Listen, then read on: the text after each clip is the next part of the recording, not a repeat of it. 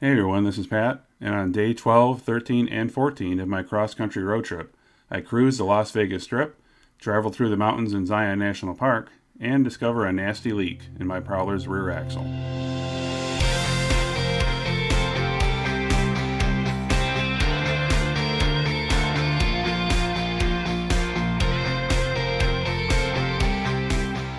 After my visit with Juan the previous 2 days, I left Port Hueneme on the morning of May 5th and headed to Las Vegas. This was only my second time visiting Vegas, the last time being a few years ago when I was visiting my son there at his summer job in Cedar City, Utah. Sadly, I didn't get to meet up with anybody here, and I'm not a gambler. So why did I go to Vegas? Because I couldn't miss an opportunity to drive my Prowler on the Las Vegas Strip. During the day, I mounted my camera on the dashboard and captured some of the sights that way.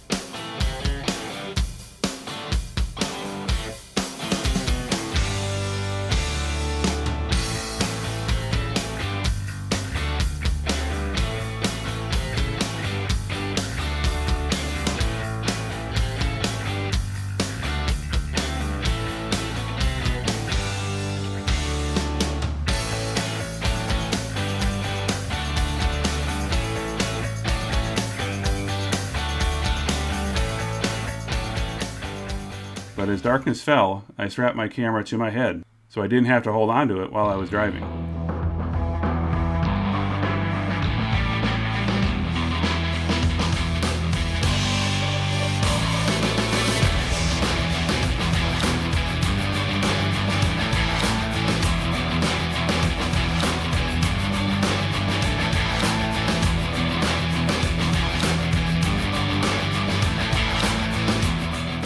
As expected, I sat in a lot of traffic, but if you're a Prowler owner, you know that this also means people are watching you, and a few people weren't shy to comment on the car.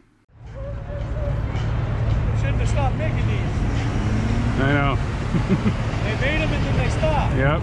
I got mad. Like, why did you make a fucking badass car and just stop making it? Well, there's a lot of reasons why they stopped making it. Yeah? Yeah. I love it, man. Thank you.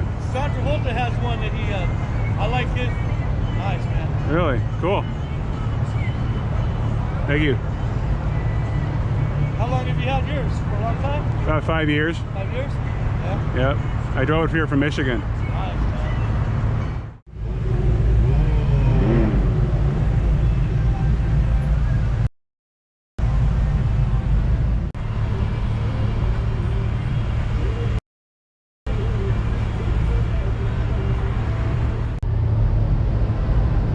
Is that a rental or is that your car? My car. I love it. Thank you. It's classic. You don't see those anymore. I know. That's why I love it. I like it. Thank you.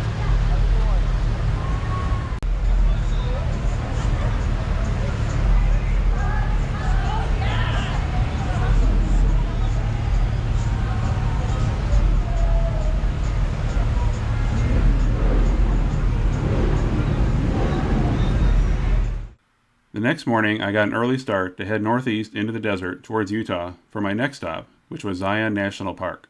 This was also my second visit to Zion, and it was amazing the first time to see it, but last time I didn't get to drive through some of the best roads there.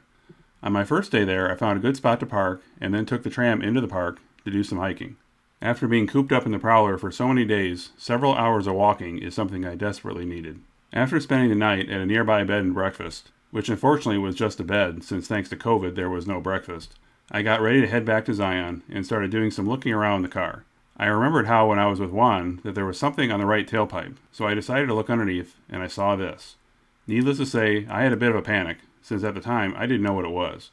After connecting with others on the POA, they recognized it as grease that had come out of the boot on the axle. I didn't know how long ago this leak started, but as I noted in the last video, it may have happened back in Malibu. Knowing that there wasn't any decent repair shops nearby, I went ahead and took my trip through the Zion Mountains since I had to go through them anyway to get to my next overnight stop, a couple hundred miles away in Flagstaff, Arizona. I found a local independent shop and had them take a look. Surprisingly, they let me stay in the garage and film what they saw. Oh, I okay. can show you from this side, and I'm putting a hose clamp on it so the Okay. tape just doesn't start flipping off of there. Okay. If you look at this side, see how there's two separate pieces. Yeah. So this is a triple tree, so they put a bushing in here and then Okay. put the boot on the outside. Okay. It was coming out all from inside here. Okay, but on the other side it's doing. Okay, now you mentioned also that the CV joint's got some play in it over Yeah. here too. So See it? I'll take your word for it. But See all that? oh, that movement, it shouldn't be moving that much. Not that much. Let me try over You here. look at this side. Yeah. The, Oh, you're right. the actual boot part isn't moving. Okay. It's just from inside the transmission. Okay. On this side, the whole CV is moving up and down. Oh, okay. I get your So point. this axle's actually, you wouldn't want to boot this one anyway. Okay. So you're gonna want to get a whole axle when you do this one. Okay. Yeah, that's what he was telling me. Is that unfortunately it's more than just the boot. Yeah. In this case. Yeah. Because he was mentioning that some of the rubber parts in there, the gaps in there, that's where the grease was probably coming out. There was no actual holes or rips. No in actual it. hole. So yeah, right Yeah. there. Yeah. You see where my thumbnail's at? Yeah. Right in between there, there's a gap. Okay. Okay, and this part that's in here is a separate piece. Yep, that's what he from mentioned. this outer piece. Yep. Because- that looks like he was telling me. Yep. Because it's a triple tree. Okay. Okay, so they're making up the spot instead of having an actual boot that Oh, okay. just fit. Okay, so now you've got all that stuff there sealing it up. Yeah, it's Okay. in the way. And new grease is in there? Did you put new grease I in? couldn't put any grease in it Oh. without making another hole. Oh, gotcha. Okay. You probably lost about 50% of it. Really? Yeah, Okay. but the axle's going to go anyway, Okay. But eventually. well, it's got to get me back to Michigan. Do you think there's enough grease in there to? I mean, no more grease can get out. Right. So, because he was telling me he's had some where people let the grease get all the way out to nothing, and they keep driving it. Yeah, And it does happen. Yeah. Yeah, no, it shouldn't just blow apart on you. No. Okay. Well, that's. It's not like I'm holding you to it or anything, but that's what I just want to make sure. The ones I've seen were usually on the front outers. Yeah. So Okay. it happens a lot because they're Okay. always doing this. Okay.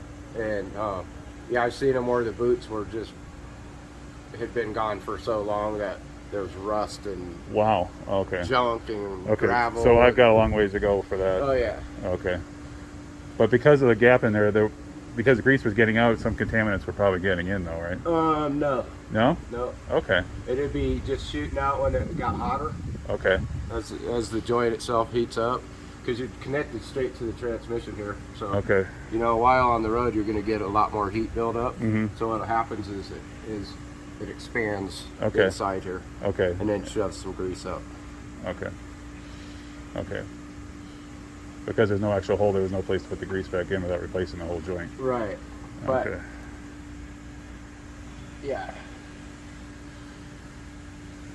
this movement right there Okay. is why you're going to need an axle. Okay.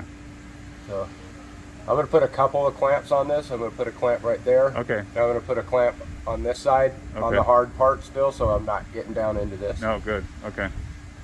And I mean, that way it'll at least keep the tape from flipping off from That would help. centrifugal force, you Yeah. know? Yeah. 'Cause Is that just like if you're duct doing tape? 75 miles an hour, I can't even imagine how fast that Yeah. is moving. Right. Is Yeah, that- this is, It's just duct tape. Okay. they want to do electrical tape, the electrical tape, no way it'll stay on there. Okay. But that's duct tape, so right? Yeah. Okay. Yeah, it's Duct tape tougher. fixes everything, right? Yeah. All right. I don't know, they got that stuff that guy makes the boat bottoms out of. That's what. Well, yeah. Do you have any of that stuff? I don't. Okay. All right. Thank you. This layer of duct tape at least seemed to prevent any more grease from escaping, and it stayed intact enough to get me through multiple days of travel through New Mexico, Texas, Oklahoma, Illinois, and finally to my next visit with another Prowler owner, which will be my next episode. See you next time.